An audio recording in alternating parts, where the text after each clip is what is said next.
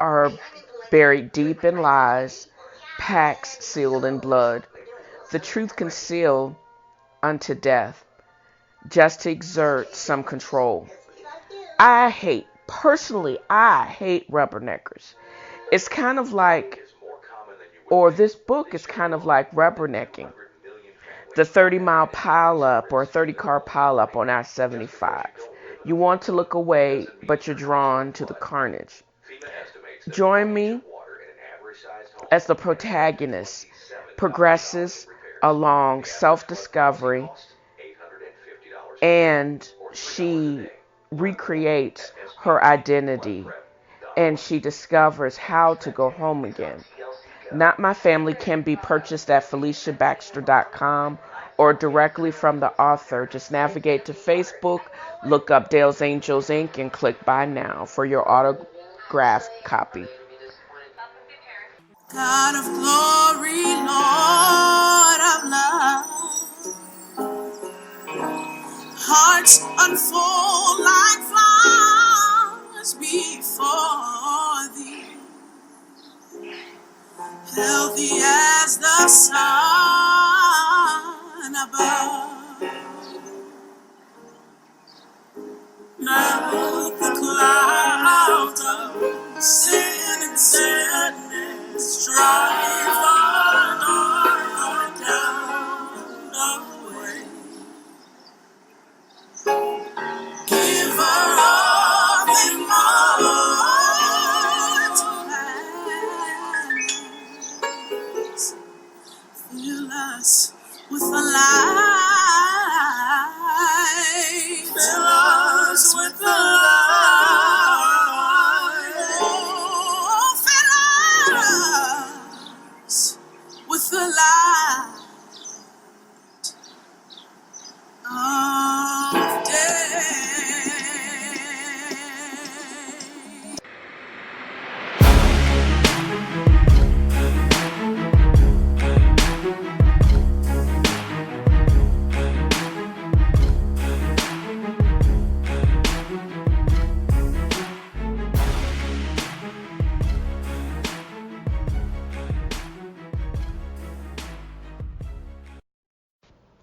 Welcome to another episode of TNFro is Reading. Hi, I'm your host, Felicia Baxter. Well, today's show is basically a post-July 4th homage to America and me as an American, because I don't know of too many countries that will allow for the freedom of expression. And as much as we tout it, and even though there seems to be so many forces against it, I think we all should respect differing opinions. But what I cannot ever support is hate mongering and just downright stupidity. Those types of voices should be silenced. I'm also grateful that I'm able to fact check anyone. There is just so much information out there. I'm also very happy that because I'm an unsponsored podcast and I'm basically doing this for fun, I get to basically revamp the format of the show at any time. And that's why I'm kind of mixing up the formula for this week based on those thoughts. But it's going to follow pretty much what I've been talking about for the last several episodes. I'm going to discuss what's in the news. I'm going to break that into unwoke updates and why there are certain people or certain things that I can't cancel. I'm still going to continue to discuss the invites and disinvites to the barbecue, my response to the 2020 Democratic candidates for the presidential election. I'm going to have a kind of a update twist to my Libby's list. And I'm going to do the 4 W's. What I'm reading, why I'm reading it, what I just finished, and what I'm reading next. I'm going to do a reading from Not My Family, my book that was just published back in May. And not just a reading from it, but also my journey as an indie author or a self-published author. I'm going to conclude with my daily affirmations and actually conclude from the show.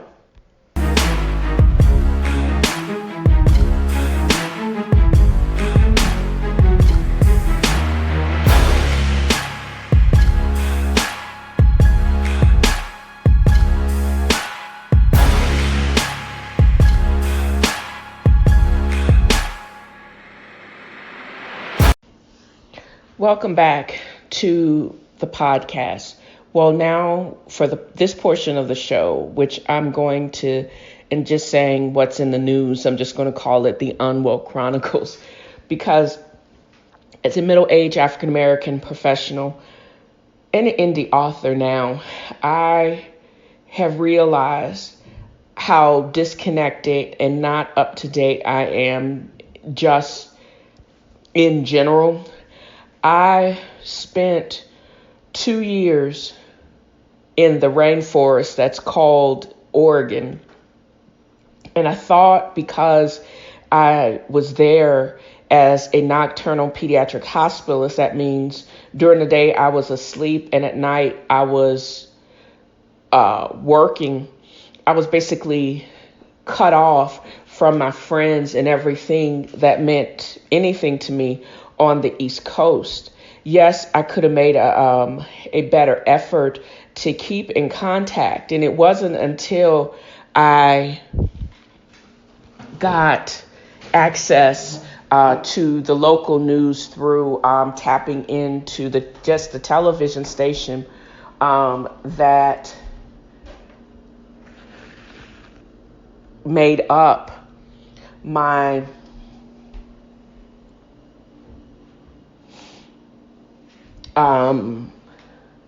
that was part of the package where I was actually camping. Yes, I was living in my RV at the time, and that could have been an adventure of itself. And I wish I had started the podcast during that period of time, but I didn't. It was only afterwards. But that was a mechanism for me to stay connected, which I did not utilize.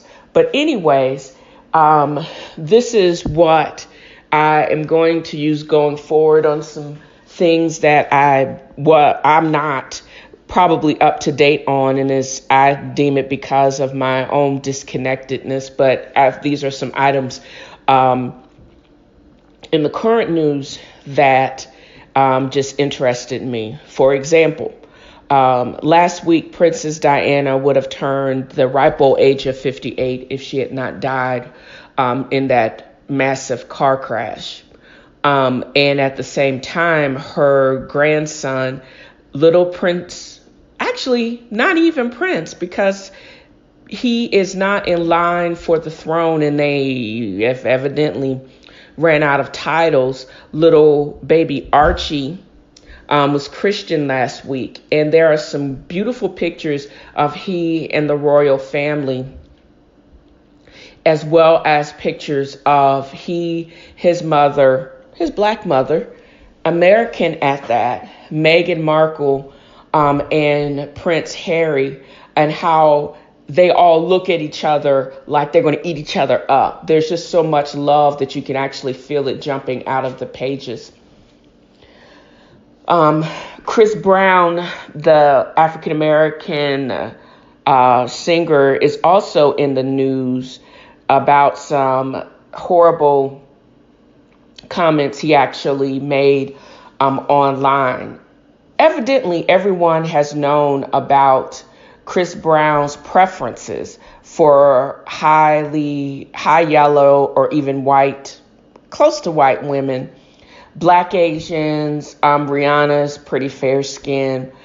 He also made some comment about he only messes with women with good hair. And in my culture, good hair means that wash and go hair that's either straight or curly, but not nappily so, as women of myself, the Tennessee Fro, but of the more European persuasion.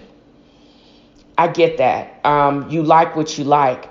But what I did not agree with, how he went in on his own fans on Instagram.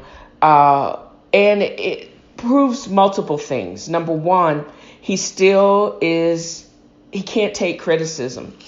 And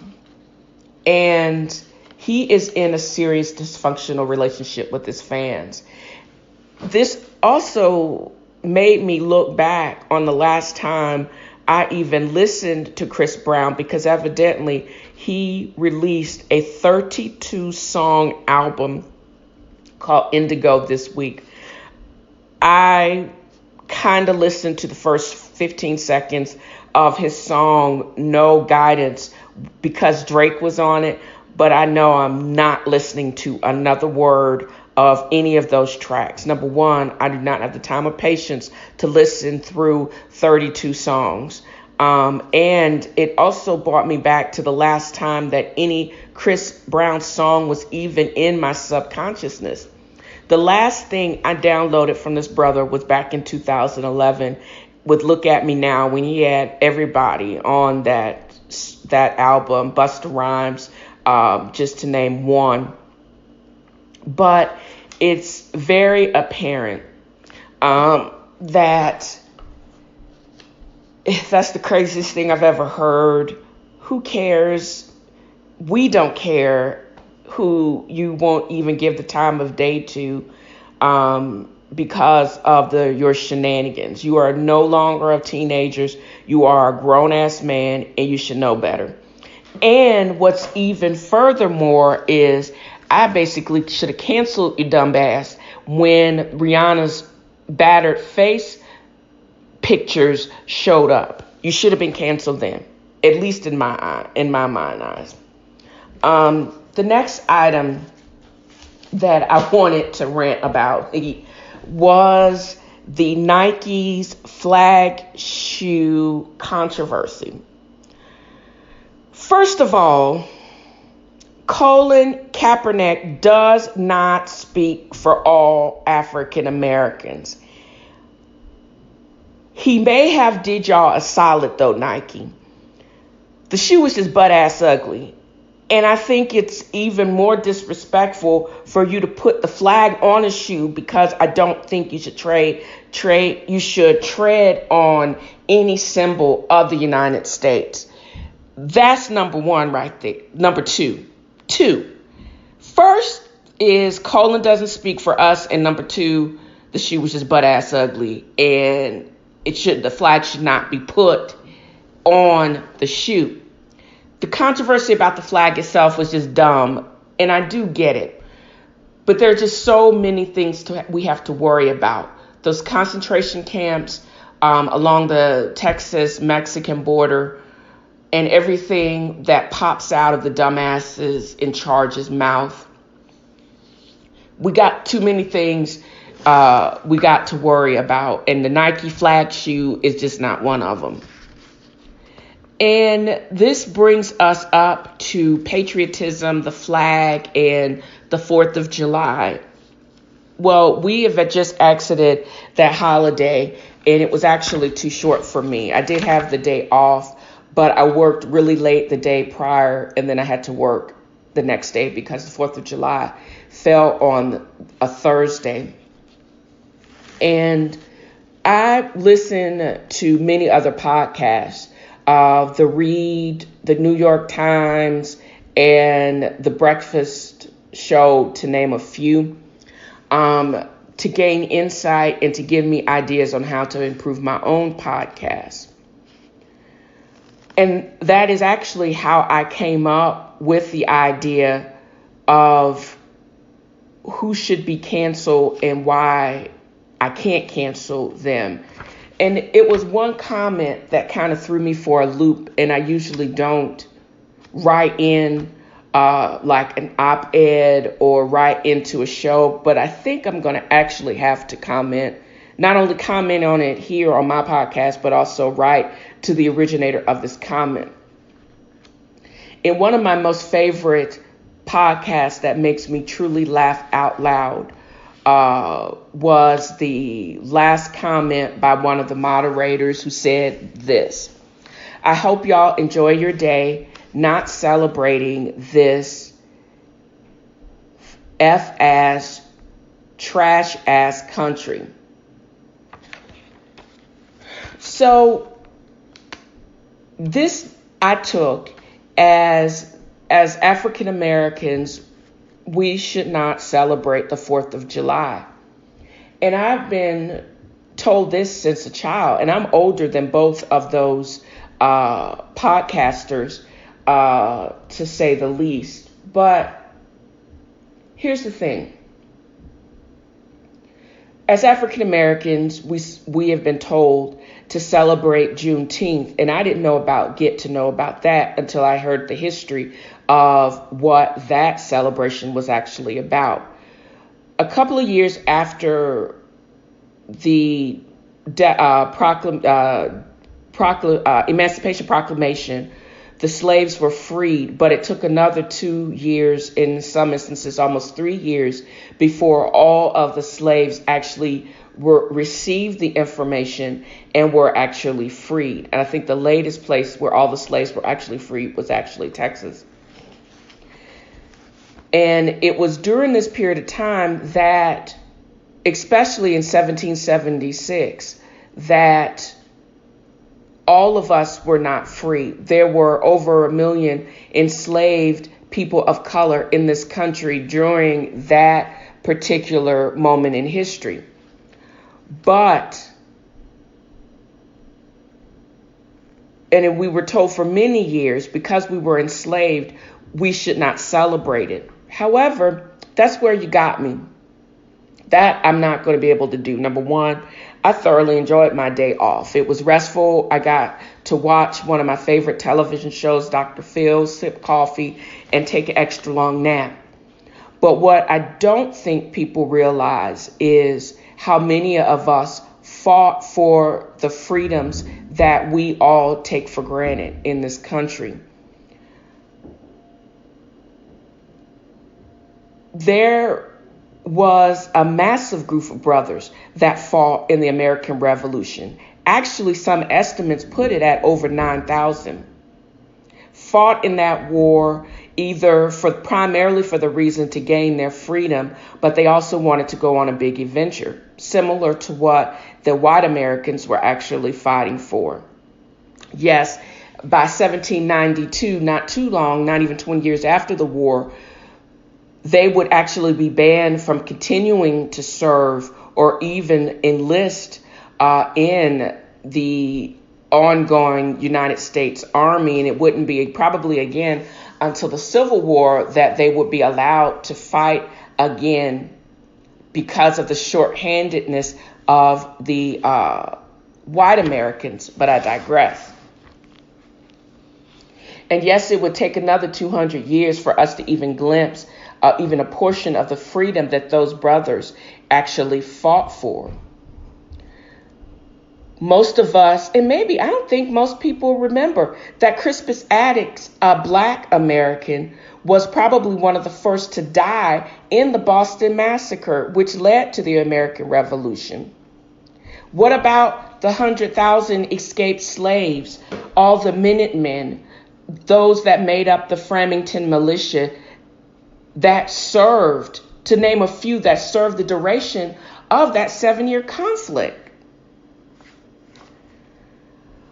So with this new information, I have to feel a certain way when I hear people saying that African Americans should not celebrate the 4th of July, when I know of our contributions to that great conflict and why I am an American today and why I still think that we have our problems, but this is probably one of the best countries to live in today. And we're thinking that even with the dumbass in charge current administration, I'm just biding my time because I'm also hopeful that there will be a viable Democrat that's going to bounce his ass out of the White House. But I don't think that we should get caught in this dark age now, lest we forget those that did fight for the freedom that that day represents.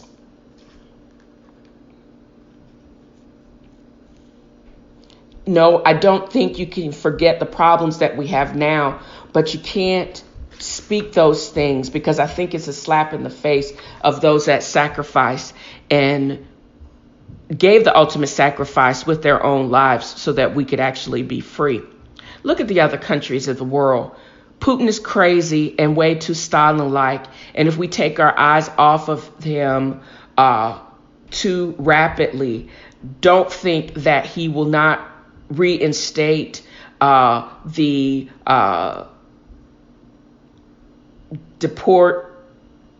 deportations to Stalin and the Gulag are things of the past. Those things, I think, are a reality now. We see the rise of right-wing conservatism in Britain with certain decrees by one of Prime Minister's May replacements talking about new immigrants to England will now have to learn how to speak English. Really? You need to basically tell that to the several millions of Arabic and Hindu speaking people the same thing, because they make up a great part of the new British population. We see the rise of right-wing conservatism even in places like France. And don't forget Germany. Heil who again? And China. I think another Tiananmen Square is brewing right now in Hong Kong. And it may have already happened. They're just so restrictive that footage has not gotten out to the international community. And not let us forget the fat nutbag in North Korea who just deported that Australian student for inciting a riot for using the internet to research and cast a dispersion of what is truly going on in North Korea as a part of his studies. And the shows that are saying these types of things, these podcasters, in all of these economies, they would actually probably be censored and not even on the air. So before you rag on the celebration of this holiday, remember who you would actually be slapping in the face. Because yes, the historians have actually given us a definite whitewash history of the beginning of our country, but that does not negate the contributions of brothers like Crispus Attucks, Prince Easterbrook, Peter Salem, Salem Poor, Barzillai Lou, Blaney Grusha, Titus Coburn, Seymour Burr, all of those that participated in the 1st Rhode Island Regiment, and the largest combatant crew of color that fought on the behalf of the Patriots in the siege of Savannah. And no, I didn't want to hack up their name, but I think is the Chazeau Volontaires de Saint Dominique. And there were some estimates that the Continental Army may have been actually a quarter black.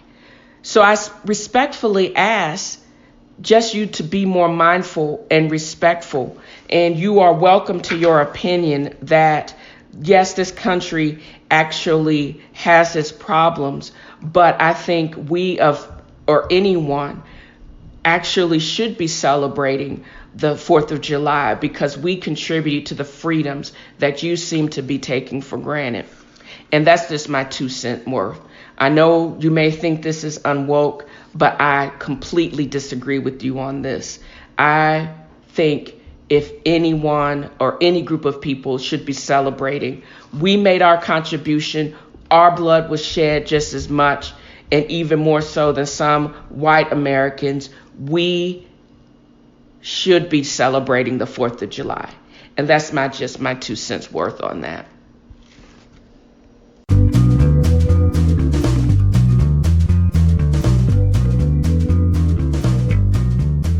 Hey y'all, this is TNFro, aka Felicia Baxter, a relative newbie to the podcasting game. In an attempt to continue to live my best life, it seems as if I always have some type of hustle going on. Traveling Vineyard, India Hicks, writing my book, which is titled Not My Family, dropped last week. All of this comes at a cost. It's not free.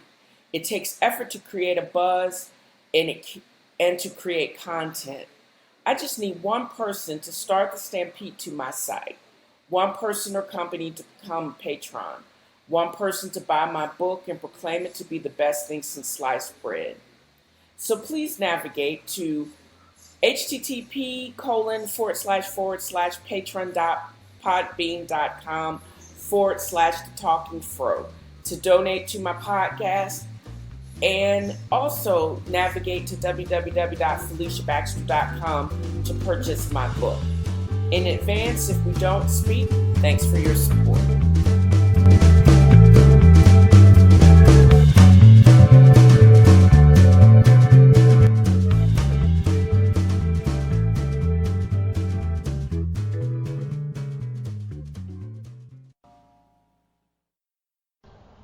So welcome back to the episode.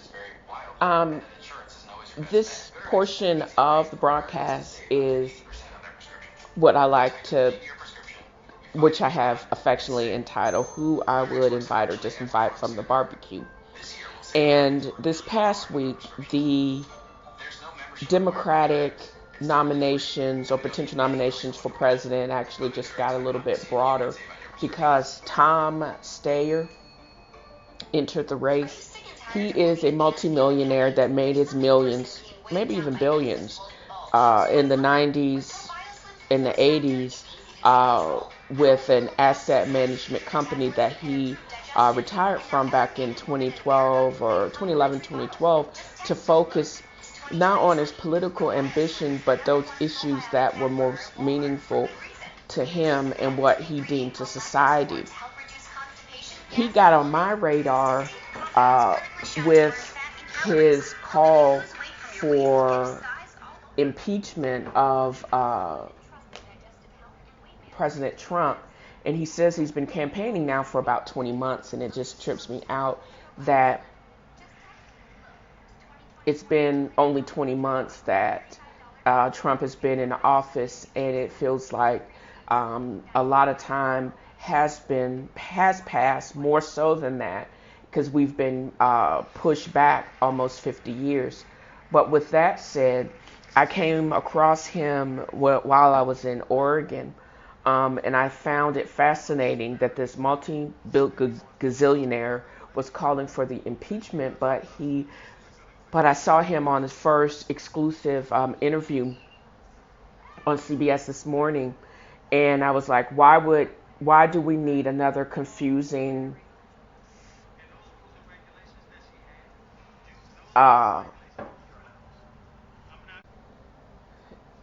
and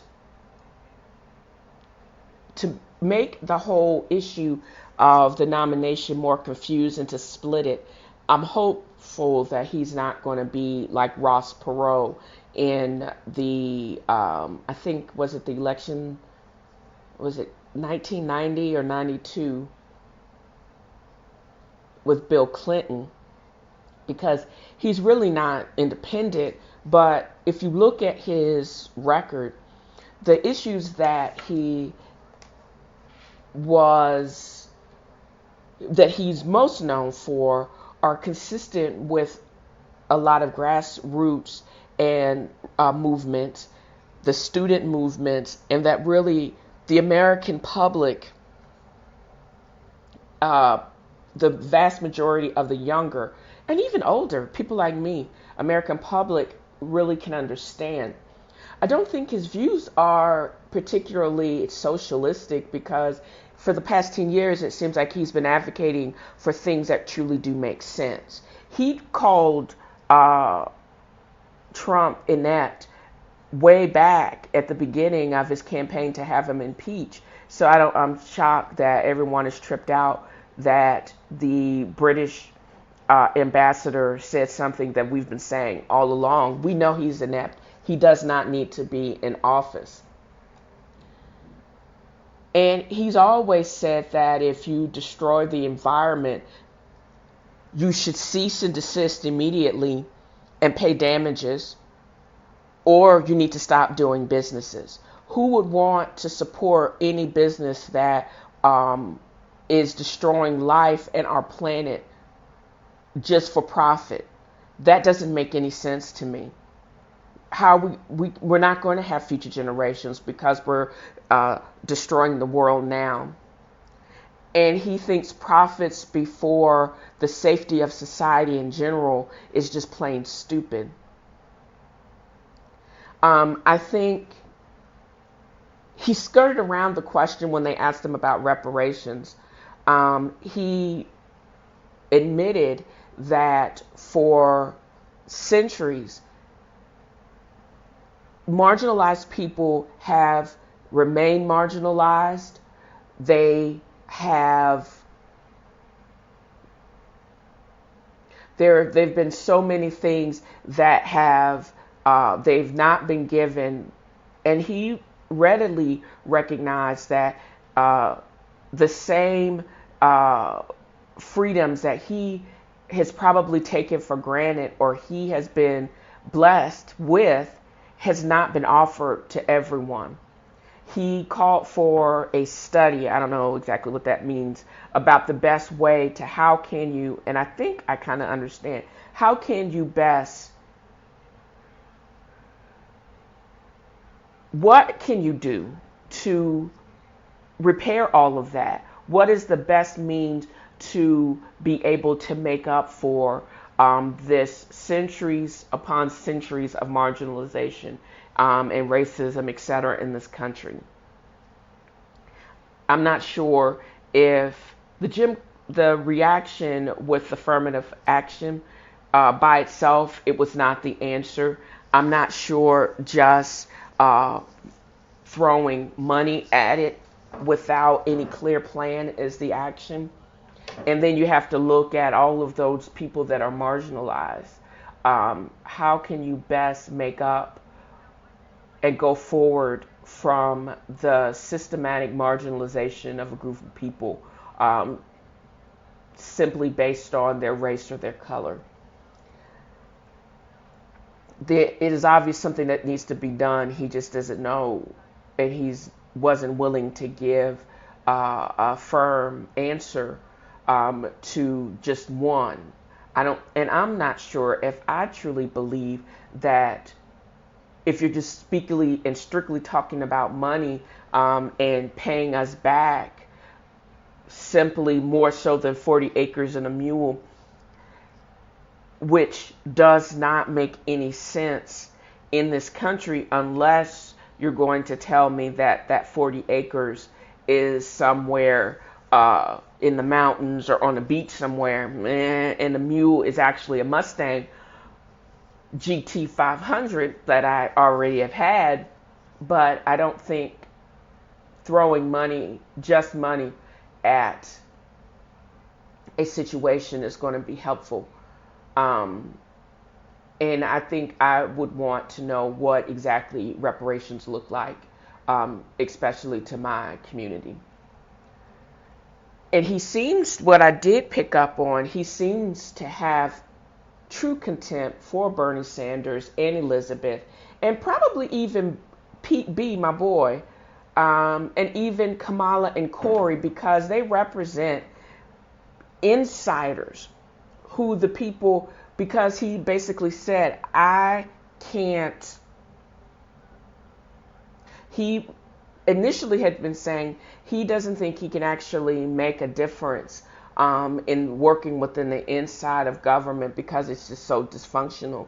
But he definitely threw his hat in at this late date because I don't think he is much impressed or he truly believes that any of those contenders are going to have what it takes to lead this country out of the mess that has been made in just the past 20 months. And I can't wait. I would love to have further conversation with him, and I'm actually going to probably start following him as far as there is a great thing on the web called the Ballotpedia, talking about the 2020 elections. And I'll probably consistently do some Google searches prior to the broadcast and taping or the recording of my podcast to just get an update on where he stands, what he's talking about, and how it affects me. The race just got I may be a true contender, and I'm just wondering. He's just not. I don't think if anything, he doesn't seem to give much lip service without backing it up with action. And he seems to be very cautious in who and what he supports. And he's not just going to waste money for the action of wasting money. I don't think he would have dropped over $100 million to try to get Trump impeached if he didn't mean it. And out of everyone that has been in the race, they all have little niggles of certain things. It's just kind of annoying that he seems to have a lot more things just in one person. And besides Pete, well, I'm wondering if it's just too small time to be on an international stage. He may be actually a true contender. And yes, I would actually not only invite him to the barbecue, I would make sure that he gets an extra 3 bones of the ribs. So welcome back to the podcast. You know, instead of doing a selected reading from Not My Family, I will just start by discussing some of my journey to publication and then the marketing. First, I wish I knew what I knew now as it pertains to being an indie author or just self-published. Finishing the manuscript itself is not even half the battle. You have to basically deal with the feeling that everyone is trying to play you because they actually are. You have to do your research. You have to become confident or comfortable with the book cycle. For example, you complete the manuscript, it needs to be edited. There are individual companies that do a very fair job of editing. You have to become involved with those of your peers. This is going to require networking for the Indie Book Writers Guild and some other entities which actually can help you. There are postings on most of the self-published websites, but I find those kind of hard to take because most of the services that are offered through the self-publishing publishers, they are geared towards getting the authors to buy more services. So you have to take a lot of those things with a grain of salt. But what they don't tell you is from the time of the first time, even before the book jacket is designed and approved, from the time that the book actually is assigned its ISBN number and before you copyright it, you can actually be marketing and creating a buzz for your book. One of the packages that I actually bought gave me the services of a publicist. And some of the things that she has already presented me in just the publishing or the marketing strategy, I've actually already started doing that. And I'm just basically honing my assault or my approach. If you have a presence on all of the bits of social media, you should be not only publicizing your book, but also creating a presence where people know who the freak you are. What is your Twitter handle? What is your Instagram handle?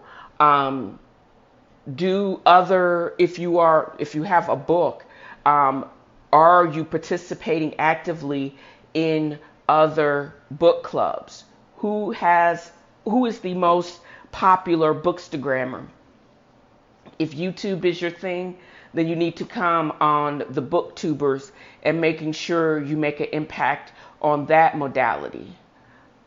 All of this could have been done after publication when I submitted the final draft of my manuscript, but it just seems like Author House was more intent on selling me more services, not necessarily setting me up to have a successful marketing campaign or a successful book launch, because it's all about the numbers. My aunt asked me, how many books have you sold? And I didn't want to tell her, oh, a whopping 20. And I bought one of them, so 19. And what exactly does that mean? What it means is that there are people, or it's more to being an author than just writing. It's great to be able to write to entertain yourself, but you want to be able to create something or have a work of art that other people are going to be entertained by. And they're not only going to want to read your product, they're looking forward to what you're writing, what's up next. Also, the whole idea of you don't start marketing a book after it's published. You create the buzz before the first copy rolls off the presses, because that is what an astute strategist, book marketing strategist would actually probably tell you. And then building up your brand, creating the buzz before the first copy hits. And also the type of things and what's successful in the first book, you can actually learn from and actually create a more successful second book, because I do believe that there is this book can be serialized. I think I have that in me, and I want to be able to share that, but I want to do it right and I want to do it better. I'm also finding out, as far as going along the lines of being played, you'll get a whole bunch of people coming at you, like from people like Bookvine and other marketers and salesmen within the Author House publishing house. And I would just want to tell you that there are a bunch of book fairs that are held throughout the year. For an indie writer, the research has shown that unless you are a selective few, book fairs are not it. Meaning that I made this, and the reason why I know this is I made this mistake partially before I did further research. There are certain books that are presented in these book fairs that can go on to be made into movies, but none of the titles that Bookvine actually presented me with were published by indie authors. Also, if they basically casually state that they they understand that you have respectfully resigned from being presented in the book fair because nobody wants their book to be on one of their shelves, and then they actually have the book that could potentially be photocopied and then marketed in Asia, but just not under your name. And that means I don't get any of those royalties. But that, besides that, it is a complete waste of time, that it's not worth the $700 that they were actually going to, that required for me to proceed. I basically had split the payment in two, and I'm glad I did, because what they were proposing to do is to do some type of press release, which I could actually write myself. I would actually have to ship the book to somewhere in the Philippines, and then at my expense. And I'm thinking, all in all of this was probably going to cost me over $1,000, and I probably would get no showing, and nobody would be interested in this book. And the likelihood of it being converted to a movie is zip, and the likelihood of it being picked up by a larger print or image is also about zip too. So nerds to that. And they also are going to treat you like those fast and hard sales for vacation clubs, or for, oh, what are those things called? Timeshares, where you get talk to one person and they have to talk to another person, and they try to understand and convince you that, number one, you should proceed with the services that you already don't want, and to make sure you understand that or they first, let me back up. First, they try to get you to make sure that you understand that, okay, fine, you don't want the original services, so let me try to talk you into even more expensive services. Nope, nerds to that. And then they come back with, okay, so we've started, the ball has already started rolling, and we think you need to continue with the services. So they still then try to hard sell you into proceeding and getting your book to the Philippines. Again, nerds to that, because I already told you, and I was very clear in the original communication, that I had no interest in proceeding, and I have no interest in actually getting more services, or even, and especially more expensive services. Who does that? It can be all a scam, but you just have to be careful. I'm proud to say that I have published my first book, but the work is still proceeding, because I think I have created something that people are going to want to read. It just has to get into the right hands. And I think it's just going to take or require a combination of tools for me to get it into the right person's hand, to get it into the right person that's going to take notice, so I can live out my best life as not only a published author, but an author that actually gets paid. But the process of getting there, it is quite difficult, but nothing worth having is not without hard work, and I do get that. It just kind of hard, because I don't want to be played, and every step of the way I figure, and I'm finagling into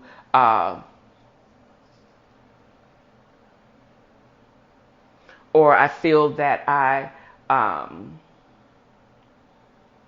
have a potential to be used, and that to me sucks. But I'm a trooper, and I'm hopeful with each and every day that someone will actually notice or take notice of the lone wolf with the fro in Chattanooga, Tennessee, would be interested enough to just pick up this small novella and give it a try and just make a comment on it. And with every book, with every pickup and read, that's a sell, and that's royalties in my pocket. and it's exciting. It really, truly is. It could be a disaster, but I think it's all exciting, and I'm looking forward to the ride. So, welcome back to this part of the podcast. Well, I held up the production or the publishing of TNFro is reading this week because I wanted to go on my misadventure this past weekend, meaning I planned it out. I wanted to start ticking off the some 500 waterfalls here in Tennessee. Little did I know, I almost died. I'm just going to put that out there. So I started thinking about this seriously, this past week because I realized several things. One, I work from home, and I logged back in to check something before I ended the day, and I actually learned something from one of the other directors. And you have to be willing and open to correction, or you'll always be stuck and you'll never grow. You're going to continue to make the same stupid mistakes and not be able to rectify them. Duh. But anyways, if you follow me on Instagram or my blog, Dale's Angels Inc., my 2 cents worth, you'll notice that I had started talking about my lack of hiking, and some other things this past that I was supposed to do yesterday. And if you're expecting or you're looking for a tree hugging homage to beauty of nature, this is just not going to be that post. And then based on Charlemagne the God, it will go from religious to ratchet real fast. This past week it rained and was completely overcast because of Barry. I want to be a hurricane, but I just want to wreak havoc on the rest of the entirety of the Southeast. It started out a little rainy, but it cleared up, and it was mostly overcast all day today, Sunday. But I did have my own creation, a seafood a la Felicia Baxter ramen, and I still have to watch The Wiz. I was watching a DVD that I also had checked out from the library called The Coffee Shop. I don't know, I didn't really understand it, so I'm just going to go ahead and skip forward and watch The Wiz this evening. But it was just a really relaxing Friday, and I'm glad I did get that relaxation because I was going to go on another death march through the Tennessee forest. And why chase waterfalls? Why wouldn't I listen to TLC? I don't know. I had the time, I had a full tank of gas, and it's all free to go out there. But there was a catch. I did not know. Even before that, all the waterfalls and all this beauty is actually outside. And I'm not outdoorsy. As a matter of fact, I hate being outside, actually. I would prefer to sit in the screened-in porch with a fan moving the air and appreciating the outside. It's hot, it's muggy, there are bugs and crawling, stinging things all out there. So I really don't feel like going out there. And you look weird with a bottle of Raid, a bottle of water, and a hiking stick on the trail. I'm just saying, I know this. And it started out as a good idea, but then I started thinking, what the hell was I thinking? It will be the stuff of many heads shaking and girl, what the hell's going on? And more people hit me up on my blog or Facebook just asking me, truly, what were you thinking? My whole intent was to go to the waterfalls and take some pictures with my book in all of these different locations. I had the shoes, I had water, my chair, The road trip was mapped. I was all set. But what they don't tell you is about 90% of those 500 waterfalls are on private property and completely inaccessible. And that explains why a lot of the coordinates will lead you right in the middle of the road, and you can't just basically hike through somebody's property to get to the waterfalls that are named here in Tennessee. I am over 40, fabulous, and fluffy. Loops and trailheads are not a part of my vocabulary. I was over 6,000 steps just to get to the Machine Creek Falls, and Falls Creek is accessible, but I was so over it by the time I get there, I didn't really have a whole bunch or the will to hike down to the bottom to hike a half a mile back up. All I wanted to do was to take a picture with my books in an idyllic place and then sit down and then read. But oh no, I had to double time it through the interior, cross some streams, hack my way through brambles and bushes just to get to a glimpse of the waterfall, which is another 50 some odd foot drop. And then you have to hike another 2 miles out to get back to my truck. And thank you, Lord, the sounds of civilization and moving cars. I was never so happy to hear that, as well as to look at and to see my dirty behind truck. But I made it. I am content with my fabulously fluffy self to the chagrin of my internist. But yesterday, I swear, I sweated down to below plus size. And I think I've drank between water and lemon water. I probably drank my weight back on, but my muscles are still pretty sore, so I'm going to have to continue the flushing regimen.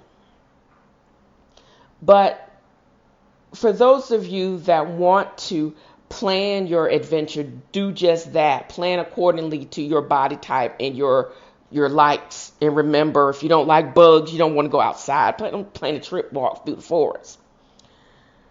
Don't try to become a super hiker or mountain man jack for the weekend, because if you survive it, your body will hate you for days to come. I earned every crystal of my Epsom salt soak last night, but I'm going to place this misadventure on the at least I tried it and I'm good to never do this again bucket. Mardi Gras in New Orleans or Rio de Janeiro are pending to be placed in that bucket. So that's basically it. I'm so glad I survived it. I can at least say I did it. And it makes for great copy, doesn't it? Well, welcome to this part of the podcast. I will be discussing my additions to the Libby's list, as well as giving my daily affirmation and wrapping up the show. Well, listen, I am an avid book nerd, and I didn't find out until recently the pure joy of sharing my love of books with other people, and that there is a whole online presence of book nerds very similar to myself, and we are a very chatty bunch. I belong to 5 online book clubs, and hopefully I've made meaningful connections and just am garnering more of a presence for myself as I navigate the publication and the marketing of my own book. But in my journey, I have found that instead of just adding books to my own personal Libby's list or even to my Amazon's list, Amazon and Goodreads and BookBaby are all basically interconnected. And Goodreads is just like the what is it called? LinkedIn version of for book nerds and for authors or writers. And so from now on, instead of talking to my addition to my Libby's list, I'll probably just be discussing more of my Bookstagram post in responses to that, as well as to my additions to Goodreads. This week, I've added two Unlearn by Humble the Poet. Um, this book, the hardcover of this book dropped this year. I first learned about it on the Breakfast Club through the evil Charlemagne the God. But I find this book as directing me in my daily struggle. And it's not really a daily struggle, it just basically focuses me on what I want to meditate on and what I want to concentrate on that day. Um, so I basically uploaded all of my highlights and my notes that I actually have been posted on Twitter and Facebook. But I'm on page 139 and I'm excited. I didn't realize that book was over 300 pages long. And it's basically like the discussion with the Sikh. It's very calming. I finished American Duchess by Karen Harper.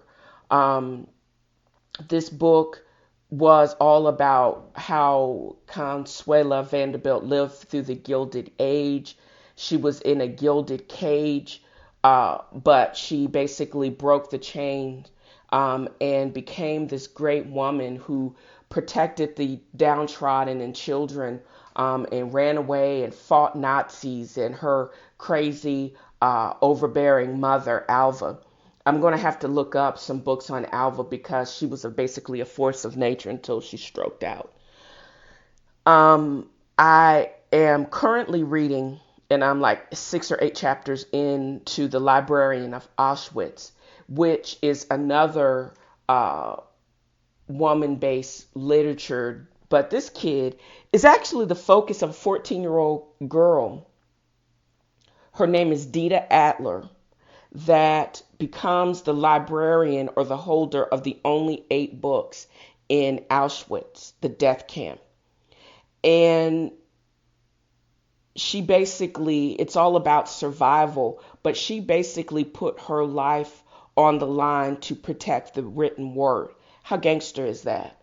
And I just I can't put it down. I read as much as I can and I have to go to work, or I read as much as I can and then I make myself go to sleep. It's just basically one of those types of books. And even though it's basically a heavy read for the summer, I think it's a needed read because of what's all that's going on down in the border. Um, I think those holding camps are just another name for concentration camps for the refugees. And when you get the POTUS or the jackass in charge saying stuff, well, it's better than the conditions that they're left, I don't think so. They were running away from those conditions, and for you to basically box them up, and we don't even allow people to treat animals that way. I think that is sickening, and I also think it hails back to what didn't Hitler and the Nazis say the same thing back during the war breakout of World War II. So I think those things are a symbol to who we are, or could be a symbol to who we are. But just like I tell people, just like Colin Kaepernick doesn't speak for us, the jackass in charge in DC doesn't speak for us. We are better than that. And we got to learn from our past, because like they shut down the concentration camps and it took an act of war. I don't think we need to go to that extreme, but we got to do better. We just have to. And I'm going to leave you with a positive thought. And this is directly taken from Unlearned by Humble the Poet. I think I added it to my must read list weeks ago, but this is a statement that I think applies in my life, and I hope it applies to yours. Free yourself from your past. The present is a gift, and you deserve to enjoy it. And that concludes this episode of What TNFro is reading. Please don't hesitate to follow me on Facebook, Twitter, and Instagram, and as well as Goodreads. I'm actually having a ball promoting my book. I'm getting ideas about my next novel. Pray for me that I actually win the lottery, because I just have a dream of being able to research all day, read great books all day. But until the time that I hit, uh, don't hesitate to navigate to Podbean to become a patron. And if the book writers or the authors and the sponsors like what they hear, please don't hesitate to contact me if you would like me to recopy on my podcast. This is the end of the episode, and I can't wait to talk to you and read to you the next time. Stay well and stay happy. And as always, be happy, be kind, be present. Just don't be stupid. Have a great day, you guys.